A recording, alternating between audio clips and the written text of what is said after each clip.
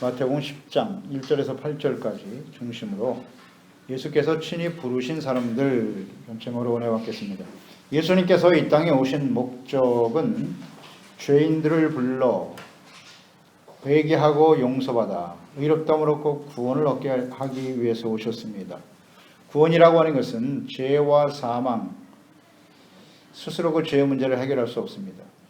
죄의 결과는 사망이고 누구도 그 사망에서 벗어날 수 없습니다.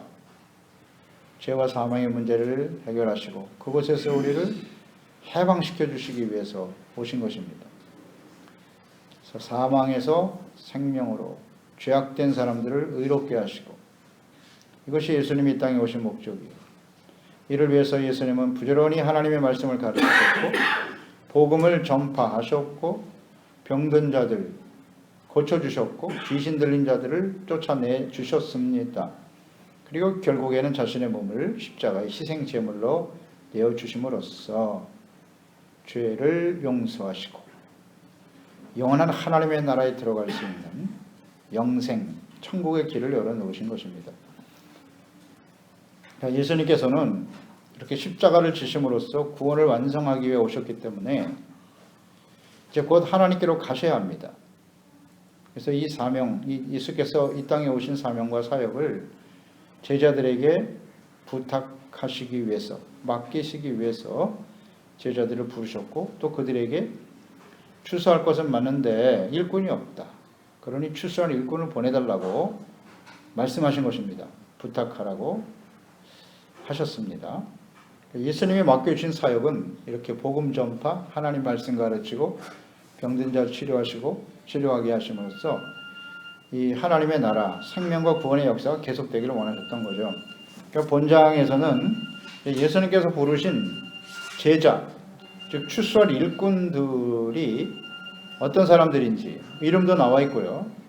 그들에게 주어진 권능과 사명이 무엇인지에 대해서 좀 더 구체적으로 자세히 말씀하고 계십니다. 예수님의 제자, 예수님의 제자가 된다고 하는 의미는 무엇일까요? 그러니까 제자라고 하는 것은 예수님을 배우는 것입니다. 본받고 배우고 예수님을 따라 살아간다는 뜻이에요. 이 제자라고 하는 단어가 헬라어의 마데테스라고 하는 말인데 마데테스의 의미는 배우는 자, 따르는 자라는 의미를 가지고 있어요. 그러므로 예수님의 제자가 된다고 하는 것은 일평생 그분의 말씀, 인격 이런 것들을 우리가 배우고 또 예수께서 하셨던 일들, 그 사명의 삶을 잘 본받고 계승하는 사람들이 제자인 것입니다. 그러니까 우리가 예수 그리스도를 믿고 구원받아 그리스도인이 되는 것과 제자가 된다는 말은 다른 의미일까요? 예수님을 믿고 구원받은 사람들이 예수님을 위해서 좀 더 열심히 주를 섬기는 사람들이 제자일까요? 물론 넓은 의미에서는 그런 의미도 갖고 있습니다. 그러나 구원받았다라는 말과 예수님의 제자가 된다는 말은 다른 의미가 아닙니다. 같은 말입니다. 구원받은 사람이 다르고 제자가 다릅니까? 그렇지 않아요. 예수 그리스도를 믿고 구원받은 그리스도인들은 누구나 성숙되어져 가는 겁니다. 이 성숙되어서 예수님의 제자로서 주님을 배워가고 주님을 닮아가고 주님을 따르는 삶이 되어 예수님이 하셨던 사역을 계승함으로써 많은 사람들이 천국 복음을 듣고 구원을 받아 그들이 또 예수님의 제자가 되어져 가도록 양육하고 그들을 돕는 일을 하는 것이 바로 그리스도인이요 제자들인 것입니다. 그 많은 예수님을 많은 사람들이 따르고 있었는데요. 많은 무리들 중에 사람들이 많이 있었습니다만 그들이 다 구원받은 사람이냐? 그렇지 않습니다. 그 많은 사람들 중에서 예수님이 부르신 사람들이 있었어요. 제자들을 부르셨다. 예수님을 따라다니는 사람들이 다 구원받고 제자가 되는 것은 아니라는 거죠. 이런 걸 좀 우리가 잘 생각해야 합니다. 그 많은 무리들 중에 예수님께서 특별히 부르신 제자들이 있었고 예수님께서는 그들을 통해서 더 많은 제자, 또 출소할 일꾼들이 세워지기를 원하셨던 것입니다. 예수님께서 부르신 제자들, 그들은 어떤 사람들인가요? 제자는 어떤 사람들입니까? 그 첫째는 예수께서 친히 부르신 사람들이 제자다. 1절 말씀이죠. 예수께서 그의 12제자를, 제자가 나오죠. 12제자를 부르사. 예수께서 부르셨답니다. 12명의 제자를. 더러운 귀신을 쫓아내고 모든 병과 모든 약한 것을 고치는 권능을 주셨다. 그러니까 예수께서 친히 부르신 사람들이 제자인 거예요. 그러니까 제자들은 예수님께로부터 부름을 받은 사람들이다. 그러니까 부르심을 받았다. 이 부르심이라는 것이 소명이잖아요. 콜링. 하나님이 우리를 부르셨다. 하나님이 부르셨다고 하는 이 소명이 구원받은 그리스도인들과 제자가 동일하다는 의미를 갖는 것입니다. 예수 믿고 구원받는 것도 하나님의 부르심에서 시작되는 것이고 예수님의 제자가 되는 것도 역시 주님이 부르셔야 가능한 거예요. 사람이 구원받기 위해서는 반드시 주님의 부르심이 있어야 합니다. 로마서 8장 29절로 30절에 말씀합니다. 하나님이 미리 아신 자들을 미리 아셨답니다. 그들을 또한 아들의 형상을 본받게 하기 위하여 아들의 형상을 본받게 하기 위하여 미리 정하셨다고요. 아들이라고 하는 것은 예수 그리스도이시잖아요. 예수 그리스도의 형상을 본받는 것이 제자라고 그랬잖아요.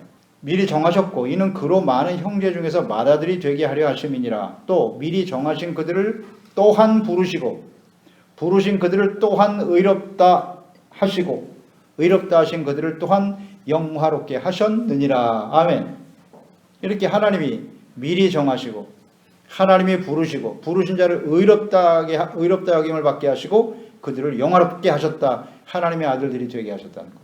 이게 하나님의 부르심에서 시작되는 거예요. 디모데후서 1장 9절에 하나님이 우리를 구원하사 거룩하신 소명으로 부르심은 이 구원과 거룩한 부르심, 소명과 같은 의미로 말씀하고 있잖아요.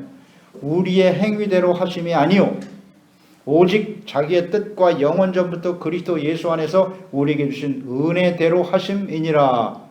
구원은 은혜로 받는 것입니다. 이 구원받는다고 하는 것은 하나님의 부르심, 은혜예요. 우리가 부르심을 받을 만한 무슨 자격이 있어서가 아니라 하나님의 은혜로 불러 구원하시고 예수님의 제자로 삼으셨다는 겁니다. 구원받는 일도 예수님의 제자가 되는 일도 주님의 부르심으로 이루어지는 것입니다. 이것은 무엇을 의미하는 것입니까? 우리가 구원받기 위해서 혹은 제자가 되기 위해서 스스로 자원해서 되는 것이 아니라는 겁니다. 은혜로 부르심을 받은 사람들이 그리스도인이고 예수님의 제자입니다. 예수님이 복음을 전파할 그런 당시에도 많은 사람들이 예수님을 따르고 있었죠. 예수님께서 친히 부르신 사람들만이 예수님의 제자가 되었습니다. 이 의미를 아시겠죠? 그럼 많은 사람들은 누굽니까? 예수님을 따랐던 많은 사람들은 자신의 필요를 위해서 나온 거예요. 병 고치기 위해서 나오고 자신의 문제를 해결받기 위해서 나오고 세상 살기 힘드니까 예수님께 나와서 위로받기 위해서 그렇게 나왔던 사람들이에요. 수많은 사람들이에요. 근데 그 중에서 예수님이 제자로 부르셨다는 겁니다. 오늘날도 교회 안에 많은 사람들이 있지만 자신의 유익을 얻기 위해서 나온 사람들, 자신의 욕망과 소원 성취를 위해서 나온 사람들, 그냥 종교적인 생활을 위해서 정신적인 안정과 마음의 평안을 얻기 위해서 위로를 얻기 위해서 나온 사람들이 있겠죠. 스스로 나오는 거야. 이렇게 스스로. 신앙생활 안 하는 것보다 하는 게 낫겠지. 무슨 친목을 위해서 혼자 살면 외로우니까. 그래서 나온 사람들이 있겠죠. 그러나 예수님께서 친히 부르신 사람들이 있어요. 그 사람들이 진정 구원받은 사람들이고 예수 그리스도의 제자로서 주님을 섬기게 되는 것입니다. 부르셔서 구원받고 하나님의 자녀가 되는 것이고 예수님의 제자가 된다는 사실.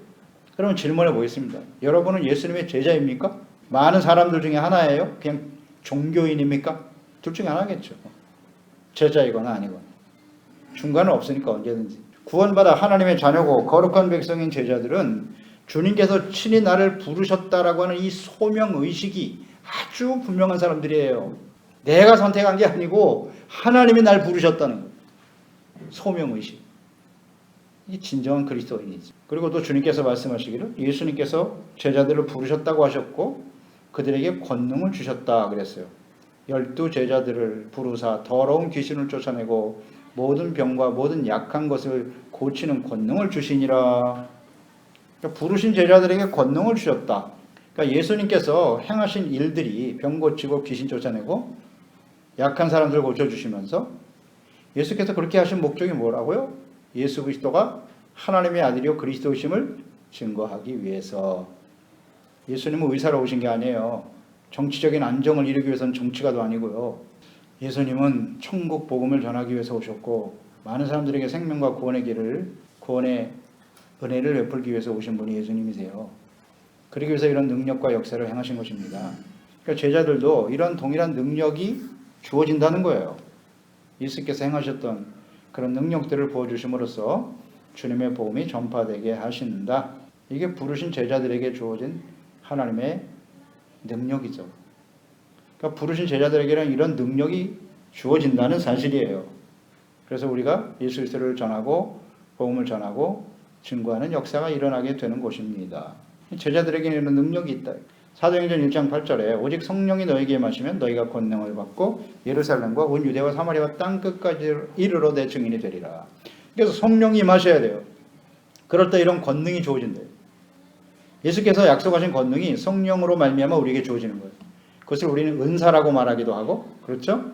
은사, 성령의 은사, 성령이 선물로 주시는 능력이지 않습니까? 어떤 사람에게는 예언의 은사를 주시고 예언의 능력, 또 하나님의 말씀을 가르치고 증거하는 능력도 주시고, 귀신을 쫓아내는 능력으로 나타나기도 하고, 병든 사람을 치료하는 병 고치는 은사로 나타나기도 하고, 그렇죠? 다양한 은사와 능력이 그리스도의 몸된 교회에 구원받은 성도들에게 주신다고요. 성령으로 말미암아. 그래서 서로 상합하고 연합해서 예수 그리스도의 복음이 전파되고 그리스도의 몸인 교회가 든든하게 세워지도록 하신다. 그래서 교회가 유지가 되는 거고, 그리스도인의 삶이 교회를 통해서 그리스도인들을 통해서 주님의 복음이 전파되게 하시는 것입니다. 말씀대로 되고 있지 않습니까? 이런 능력을 하나님이 주신다고요. 부르심 받은 사람들, 제자들에게 이런 능력이 계속해서 부어지는 거예요. 그러니까 이런 하나님의 권능은 성령을 통해서 예수님의 제자들에게 주어지는 것이기 때문에 먼저는 자기 자신에게 주어지는 거예요. 내게 어떤 은사와 능력이 주어졌는가를 분명히 알게 돼요. 그래서 그 은사를 가지고 그리스도의 몸된 교회와 하나님의 나라, 구원받을 영혼들을 위해서 섬기며 헌신하게 되는 겁니다. 내게 주신 은사가 무엇인가? 능력이 무엇인가? 이 모든 능력이 다 주어질 수도 있지만, 과거에는 초대교회 때는요, 하나님께서 사도들에게 이 모든 능력을 동시에 부여해 주셨어요. 예수님은 그때 복음이 시작이셨기 때문에 하나님의 아들이셨고 모든 능력이 나타나기도 했고, 또 사도들도 역시 사도 중심 12명의 사도를 통해서 복음이 전파되기 시작했기 때문에 이런 능력이 동시에 주어지기도 했어요. 그러나 많은 사람들이 이제 예수님을 믿고 제자로 구원을 받았으니까 교회 안에는 많은 사람들이 모이기 시작했어요. 그러니까 이런 권능을 하나님이 이렇게 은사를 통해서 다양하게 나누어 주시더라. 그 차이가 있을 뿐이지 주님의 제자들에게는 이런 능력이 반드시 주어진다. 그러니까 먼저 자기 자신에게 어떤 능력이 있는가를, 은사가 있는지를 깨닫게 되는 겁니다. 병 고치는 능력, 혹은 귀신을 쫓아내는 능력, 이것이 우리에게 주어졌어요. 여러분, 악한 원수 마귀와의 싸움에서 우리가 이긴다는 건 쉽지 않습니다. 쉽지 않아요. 하나님의 영이 우리 가운데 임하실 때 하나님의 말씀을 좇아 순종하며 따르는 삶은, 우리의 삶 자체가 그리스도인의 삶은 영적인 싸움인 거예요. 악한 원수 마귀와 우리 인생 마감하는 그날까지, 예수님 오시는 그날까지 계속 싸우는 겁니다. 이거 어떻게 이깁니까? 제자이기 때문에 이기는 거예요. 주님께서 주신 성령의 기름 부으심과 능력이 우리 가운데 주어질 때 그 싸워서 이기는 것이지, 우리가 열심히 공부하고 말씀을 많이 안다고 해서 이기는 것도 아니고요. 하나님이 우리에게 이런 능력을 주셔야만 이길 수 있다. 증인으로서 살아갈 수 있다는 걸 우리는 생각하게 돼요. 이런 능력이 있나? 잘 생각해 보세요. 그 다음 12명을 부르셨다고 하셨네요. 12. 왜 12일까? 이 12는 완전한 숫자예요. 이스라엘의 기초가 되는 숫자이기도 하죠. 야곱에게 12명의 아들이 있었어요. 그때부터 이스라엘의 12지파의 근간이 되었죠. 구약시대에 이스라엘 백성들의 근간이 되더라. 언약의 백성. 그 12의 의미일 거예요. 그래서 예수님이 부르실 때, 제자들을 부르실 때도 12명을 부르셨다. 그 의미를 우리는 잘 알게 되죠. 이 12명을 통해서 복음이 전파되어 하나님의 나라, 하나님의 백성들이 세워지게 되더라. 그런 뜻이에요. 그래서 요한계시록 21장에 보면 10절 이하에 성령으로 너를 데리고 크고 높은 산으로 올라가 하나님께로부터 하늘에서 내려오는 거룩한 성 예루살렘을 보이니 하나님의 영광이 있어 그 성의 빛이 지극히 귀한 보석 같더라. 쭉 말씀하시다가 그 문들 위에 이름이 써 있는데 이스라엘 자손 12지파의 이름들이 있더라는 거예요. 천국을 보여주셨는데 새 예루살렘 문이 12이에요. 그런데 그 이름이 12지파의 이름이라는 거예요. 그리고 그 성곽에는 12기초석이 있는데 그 기초석 위에는 어린 양의 12사도와 12 이름이 있더라. 이렇게 되어 있어요. 기초가 12 이름, 제자들의 이름이 거기 기록되어 있고 그 문은 이스라엘 지파, 12지파의 이름이 있더라. 그러니까 예수 그리스도를 믿고 구원받아 죄사함받고 의롭다함을 얻어 12지파의 의미는 하나님이 다스리는 거룩한 백성이 된다는 뜻이에요. 거룩한 백성, 의로운 언약의 백성이 아니면 그 성에 못 들어갑니다. 천국에 절대 못 들어가요. 그러니까 예수 그리스도의 사도들이 12명의 사도들이 전한 복음의 말씀을 듣고 믿어 의롭다함을 얻고 예수님의 제자로서 주님을 따르는 사람들이 가는 곳이 천국이라는 거예요. 12명의 의미가 그런 뜻입니다. 그러니까 12명의 사도들이 전한 복음, 그것을 믿어야 되는 거예요. 그것을 우리는 사도신경이라고 하잖아요. 사도신경. 예배 드릴 때마다 사도신경을 우리가 암송하는데요. 그 사도신경 이외에 다른 걸 믿으면 그건 다 이단인 것입니다. 천국에 못 가요. 과거에 예수님의 제자 이외에도 제자들이 기록한 성경이나 그 기록된 말씀 이외에도 다른 글들이 엄청나게 많았어요. 혼란스럽죠? 어떤 게 진짜 진리냐. 그래서 사도신경을 정하신 거예요. 사도신경의 핵심 뭡니까? 천지 만물을 창조하신 하나님이 어떤 분이신지, 그 다음에 그 아들 예수 그리스도가 어떤 분이신지, 무엇을 하셨는지, 그 다음 성령이잖아요. 성부, 성자, 성령에 대한 믿음의 고백입니다. 그 위에 다른 건 다 이단이에요. 그건 다 가짜입니다. 그래서 사도신경이 매우 중요한 거예요. 그걸 믿는 겁니다. 그 외에 다른 걸 믿으면 구원의 길이 없음. 그래서 사도들을, 12명의 사도가 그래서 중요한 거예요. 사도들이 그 복음을 전하다가 다 순교당했고 그것을 믿는 자들만이 죄사함받고 의롭다함을 얻어 하나님 앞에 서게 되는 것이다. 예, 그게 바로 12명의 제자의 의미입니다. 그래서 성경의 계시록 19장에도 보면 24장로가 나와요. 또 24장로가 내 생물이 엎드려 보좌에 앉으신 하나님께 경배하여 이르기를 아멘 할렐루야. 요 24장로가 누구였어요? 역시 12지파 12명의 제자. 이게 아주 중요한 의미를 갖게 되는 거예요. 그래서 12명의 제자를 부르셨다. 그 다음 두 번째, 제자들은 누구냐? 하나님의 영원한 생명책에 그 이름이 기록될 사람들이다. 그게 제자인 거예요.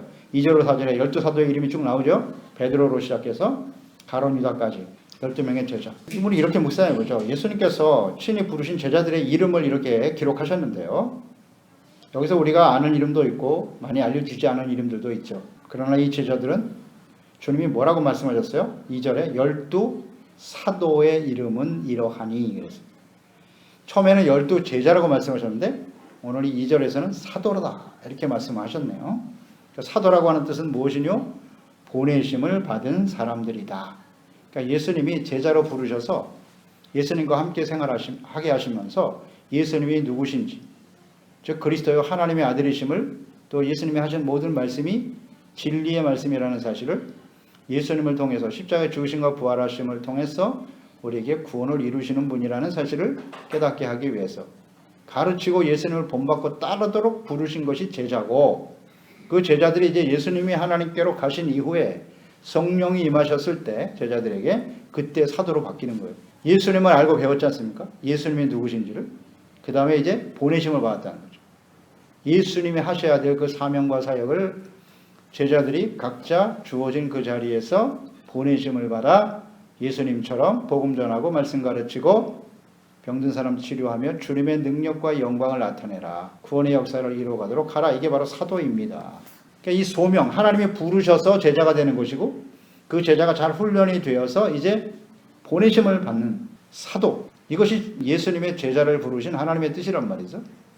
따라서 우리는 이 중요한 단어, 소명의식과 사명의식이 분명한 사람들이 예수님의 제자인 것입니다. 소명과 사명, 무엇을 위해서 부름을 받았는가? 하나님이 부르셨으니까 태도가 달라지죠. 태도가 다르죠. 하나님이 부르셨는데. 그럼 왜 부르셨느냐 하는 거잖아요. 왜, 뭐 때문에 부르셨을까? 여기에 대한 분명한 인식이 있어야 되고, 그것은 곧 하나님의 권능을 주어 예수 그리스도께서 하신 일들을 그대로 본받아 계승하라고 보내셨다. 사명의식. 그러니까 우리는 각자의 세상에서 살아가면서 하는 역할이 다를 수 있지 않습니까? 다양한 모습으로 살아가는데 다양한 모습으로 살고 있죠. 그곳에 보내심을 받았다. 내가 지금 처해 있는 그곳에 하나님 나를 보내셨다. 먹고 살기 위해서 움직이는 게 아니고 그건 예수님의 제자가 아닌 것이에요. 사명의식이 있어야 돼요. 왜 내가 이 일을 하고 있으며 왜 내가 이곳에 지금 이곳에서 주님을 섬기고 있지? 부르심과 사명에 대한 인식이 있는 사람들이 예수님의 제자인 것입니다. 또 중요한 것은 이 12명의 이름, 제자들의 이름의 의미는 하늘에 그 이름이 기록된다는 거예요. 생명책에 그 이름이 기록되는 영광스러운 이름이라는 거예요. 우리가 선행절에서도 살펴봤죠. 계시록에 나와 있는 새 예루살렘, 천국의 기초와 문의 이름이 기록되어 있다고 하잖아요. 영광스러운 일이죠. 제자들이 주님의 보내심을 받아서 전도하고, 이 전도하는 장면이 이 10장이지 않습니까? 가서 전도하고 귀신 쫓아내고 말이죠. 예수님의 이름으로 놀라운 능력을 행했어요. 병든 사람도 치료되고. 그래서 예수님께 돌아와서 막 자랑하죠. 와, 놀라운 일이 일어났습니다, 예수님. 그때 누가복음 10장 20절. 그러나 귀신들이 너에게 항복하는 것으로 기뻐하지 말고 너의 이름이 하늘에 기록된 것으로 기뻐하라. 너의 이름이 하늘에 기록된 것이 더 중요해. 생명책에 하늘에 이름이 기록됐다. 이게 영광스러운 거야 라고 말씀하셨어요. 그걸 기뻐하라고. 계시록 21장 14절이잖아요. 그 성의 성곽에는 12 기초석이 있고 그 위에 어린 양의 12 사도의 이름이 있더라. 이게 영광스러운 일인 것입니다.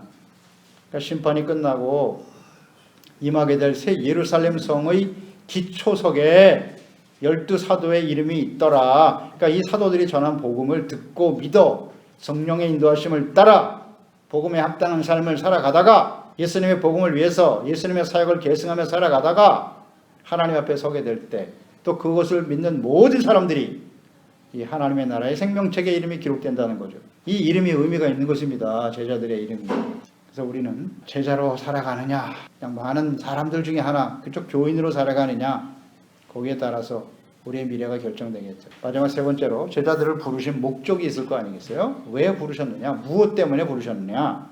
5절로 6절이죠. 예수께서 이 12를 보내시면서 명하여 이르시되 이방인의 길로도 가지 말고 사마리아의 고을로도 들어가지 말고 오히려 이스라엘의 집 잃어버린 양들에게 가라.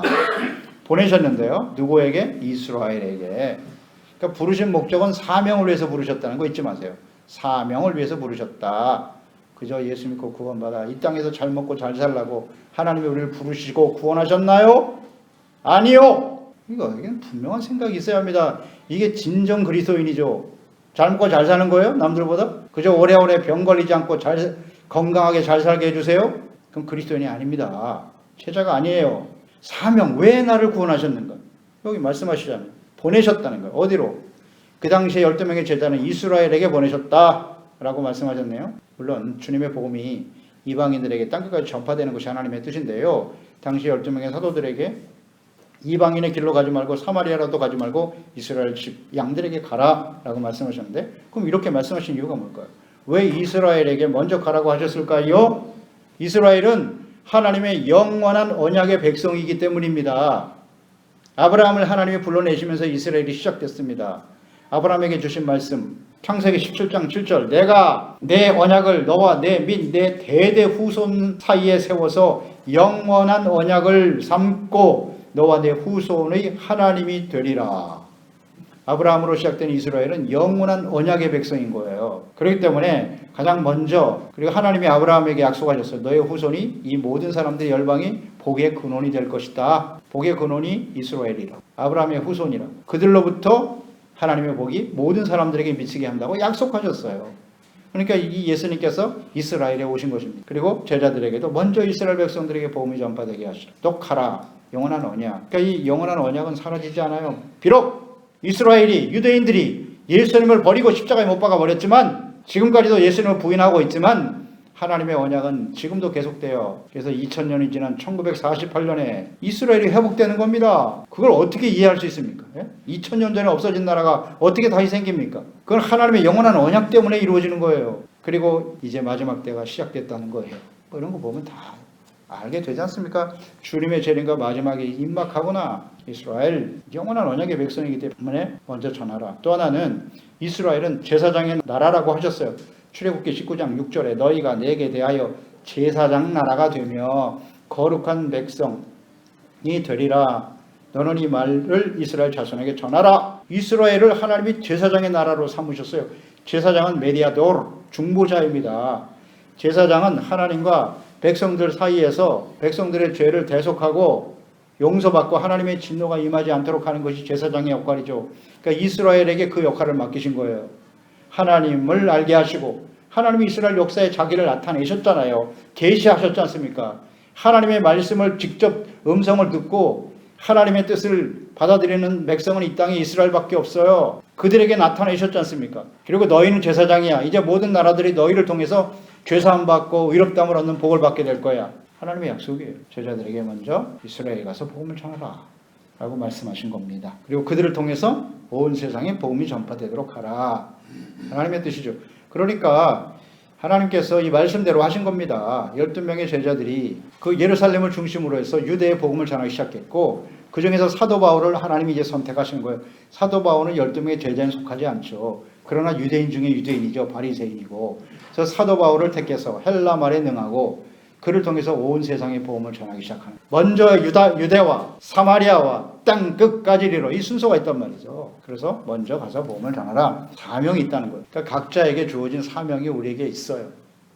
어떤 사람은 교회 안에서 목사로서 성도들을 잘 가르치는 사명이 있는 것이고, 아니면 저렇게 이방인들에게 가서 전혀 복음을 듣지 못한 사람들에게 가서 복음을 전하는 선교사들도 있는 것이고, 그들을 잘 가르쳐 교사로서 양육할 수 있는 사명도 있는 것이고, 각자에게 이렇게 하나님이 능력을 주시고 사명을 주고 일하게 하신다. 이런 거 우리는 깨닫게 되죠. 그런데 예수께서 주신 사명, 부르신 목적은 뭐냐면 예수께서 하신 일을 그대로 하라는 거예요. 먼저 가서 천국이 가까웠다 하라. 이렇게 말씀하셨고요. 증거하시고 병든 사 고쳐라. 죽은 자를 살리며 귀신을 쫓아내라. 예수님이 하신 일이거든요. 이 사역을 제자들이 그대로 감당하도록 부르신 거예요. 그러니까 육체 질병으로 고통받는 자들을 위해서 치료하기 위해서 기도하고, 하나님이 치료하시는 역사로 많은 사람들이 구원받도록 하기 위해서, 그러니까 육체 질병뿐만 아니라 영적인 질병도 예수 그리스도를 통해서 죄사함받고 치료받도록 하기 위해서 그 사역을 감당해야 하는 것입니다. 그래서 우리는 끊임없이 병든 자들을 위해서 기도해야 하는 것입니다. 고치는 분은 예수님이죠. 제자들이 무슨 능력이 있어서 고치는 것이 아닙니다. 예수님이 그들의 기도와 순종을 통해서 역사하시는 것입니다.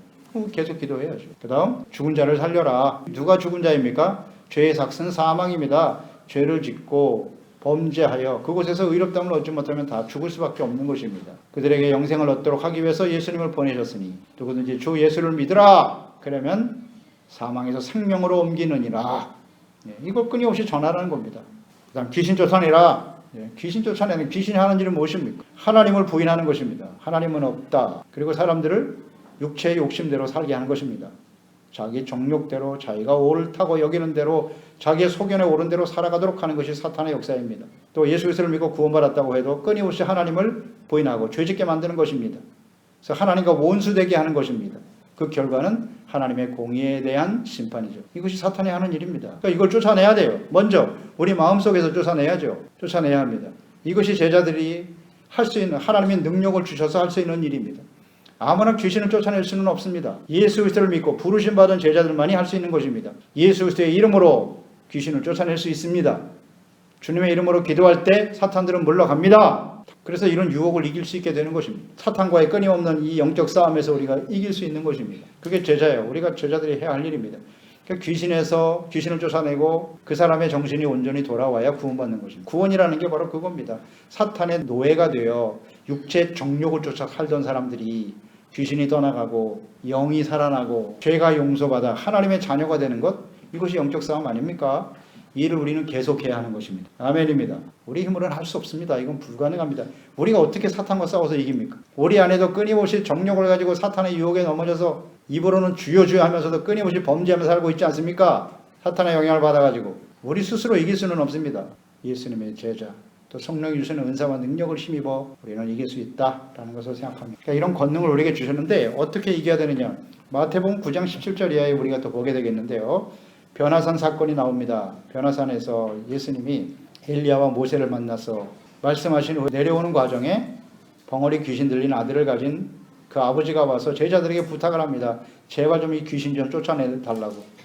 근데 제자들이 아무리 애를 써도 그 귀신이 안 나가는 거예요. 안 나가. 그러다가 예수님이 쩔쩔매고 있는 제자들에게 나타나신 거죠. 너희들 왜 이러고 있어? 아이고, 예수님 아무리 해도 저 귀신 떠나가질 않는데요. 선생님의 제자들에게 내쫓아달라고 하였으나 그들이 능히 하지 못하더이다.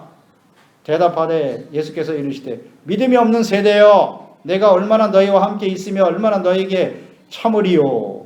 그를 내게로 데리고 와라. 귀신이 예수를 보고 그 아이로 심히 경련을 일으키게 하는지라 그에게 그가 땅에 엎드러져 구르며 거품을 흘리더라. 집에 들어가시며 제자들이 조용히 묻자와 가로되 주여 우리는 어찌하여 그 귀신을 쫓아내지 못했습니까? 예수님 말씀하셨습니다. 기도 외에는 이와 같은 유가 나갈 수 없다. 그러니까 이 사건을 통해서 왜 제자들이 귀신을 쫓아내지 못했는고 두 가지 핵심적인 말씀을 하셨어요. 하나는 믿음이 없다. 또 하나는 기도하지 않기 때문이다. 이 제자들이 과거에 오늘 여기 누가복음도 그렇고 마태복음 10장에도 전도하러 갔을 때 예수님의 이름으로 귀신이 떠나가고 병든 사람을 치료했던 경험이 있었거든요. 근데 아무리 해도 귀신이 안 나가. 이상하다. 옛날엔 나간데 왜 지금 안 되는 거야? 보세요. 믿음. 뭐에 대한 믿으면 내 믿음은 절대 안 됩니다. 예수님께서 하나님께서 이런 능력을 나에게 주셨다는 믿음과 기도라고 하는 건 겸손입니다. 겸손하게 하나님을 믿고 의지하는 것이 기도지 않습니까? 하나님이 능력으로 역사하시도록 기도하는 겁니다. 기도를 통해서 하나님은 일하십니다. 근데 기도를 안 했다는 거 아니에요. 기도 안 하고 내 능력으로 얼마든지 할 수 있어. 그러니까 자신들이 말로는 예수님의 이름을 외쳤겠죠. 예수님의 이름으로 귀신은 떠나가라고 아무리 외쳤지만 그 마음속에는 기도하지 않고 그 일을 하니까 자신의 힘으로 하려고 했던 거죠. 그러니까 안 되는 거죠. 하나님께서 우리의 제자들에게 이런 능력을 주셨어요. 그런데 왜 맨날 사탄에게 져서 육체의 정욕에 이끌려 살아가고 있을까? 간단하잖아요. 믿음이 나에 대한 믿음이냐? 하나님의 말씀에 대한 믿음인지 끊임없이 기도하고 있는지 이걸 우리는 잘 묵상해 봐야 합니다. 그 다음 뭐라고 말씀하셨냐면 너희가 거저받았으니 거저주라. 대가를 받지 말라고 하죠. 내가 하는 것이 아닌데 주님이 하시는 일이고 주님의 나라와 그 영혼을 구원하기 위한 하나님의 역사인데 어찌 우리가 대가를 구하겠습니까? 은혜로 주신 것인데 당연히 대가를 받지 않고 귀신에게 포로되고 눌린 자들을 자유케 하는 일에 충성해야 되는 것입니다. 병든 자, 귀신 들린 자들을 해방시켜주는 사역 잘 감당해야 합니다. 해야 하는데 중요한 것은 예수님께서 제자들에게 그를 부르신 제자들에게 맡기신 아주 중요한 목적 중에 하나가 뭐냐면 천국 복음입니다. 천국 복음이라는 데 우리는 주목해야 돼요. 예수님께서 마태복음 4장 17절에 사역을 시작하시면서 회개하라 천국이 가까이 왔느니라 이렇게 시작하셨어요. 근데 그 제자들에게도 이걸 부탁하셨어요. 가서 병든 사람 고쳐주고 귀신 쫓아내는 거 좋은데 가서 천국이 가까이 왔다 전하라고 하셨어요. 천국이 가까이 왔다고 전하라고. 천국 복음을 전하라고 하셨습니다. 예수님은 병 고치고 건강하게 살도록 하기 위해서 오신 것만은 아니다. 이 땅에 우리의 필요한 것을 채워주시기 위해서만 이 땅에 오신 것은 아니고 모든 사람들이 죄사함 받고 어렵다므로도 천국 복음 하나님의 나라에 들어가서 영원한 삶을 살 수 있도록 하기 위해서 오신 분이 예수님이다. 이걸 전하라고요. 천국이 가까이 왔다. 회개하고 복음을 듣고 믿어 구원에 이르고 영원한 생명을 얻어 영원한 하나님의 나라에 들어갈 수 있도록 예수님이 오셨고 또한 제자로 우리를 부르셨습니다. 예수님이 이 땅에 오신 목적, 우리를 제자로 부르시고 구원하신 목적과 사명이 무엇이뇨? 왜 예수를 믿어야 되는가? 왜 우리가 예수 그리스도를 믿고 제자로 우리를 부르셨는가? 이 사명을 분명히 알아야죠. 천국, 하나님의 나라에 대해서 말해야 되고 그를 위해서 우리는 어떻게 해야 할고 의가 없이는 못 들어간다고 하셨으니까 어떻게 우리는 의롭다므로도 그 의를 생명처럼 지키며 살아갈 것인가? 이것이 진정한 예수님의 제자요 부르심을 받은 사람들이고 이것이 우리에게 주어진 사명이다라는 것을 확신하면서 쓰임받는 종들이 되어야 하겠습니다. 기도하겠습니다.